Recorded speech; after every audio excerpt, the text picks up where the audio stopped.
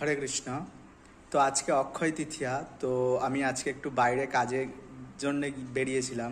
তো আমাকে একজন হঠাৎ একটা বয়স্ক ব্যক্তি জিজ্ঞাসা করলেন যে আজকের দিনটা কি। তো উনি ভাঙা ভাঙা হিন্দিতে বলছিলেন, তো আমি বুঝতে পারলাম উনি বাঙালি। তো ওনাকে বাংলায় বলতে বলতে বললাম। তো উনি বললেন যে আজকের দিনটা কি, অক্ষয় তৃতীয়াটা কি।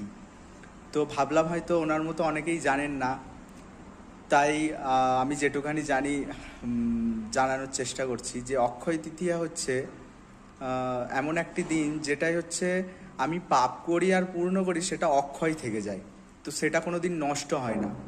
তো সবাই চেষ্টা করুন অক্ষয় তৃতীয়ার দিনে ভগবানের জন্যে কিছু অন্তত করার, বা কিছু করতে পারেন না পারেন যে ভগবানের জন্যে কোনো কিছু মিষ্টি অন্ন ব্যঞ্জন কিছু করতে পারছেন না, অন্তত পক্ষে কোনো মন্দিরে ভগবানকে দর্শন করতে অন্তত যান। কারণ ওটা করলেও আমাদের ওটাও অক্ষয় থেকে যাবে। তো সবাই চেষ্টা করুন আজকের দিনে অন্তত একটু ভগবানের দর্শন অন্তত করার। তো যারা দর্শন করতে যেতেও পারছেন না তারা অন্তত যদি এই ভিডিওটা সামনে চলে আসে একবার অন্তত হরে কৃষ্ণ বা রাধে রাধে বা জয় নিতাই, আপনার যা মন চাই, জয় জগন্নাথ একবার মুখ থেকে বলুন। কমেন্টের দরকার নেই, লাইকেরও দরকার নেই। তো আপনি যদি মুখ থেকে বলেন আমি যা যেটুখানি না পাবো, আমাকে কিন্তু কোনো ফেসবুক সেটা দিতে পারবে না। তো প্লিজ একবার হলেও হরে কৃষ্ণ রাধে রাধে বলে যাবেন। হরে কৃষ্ণ।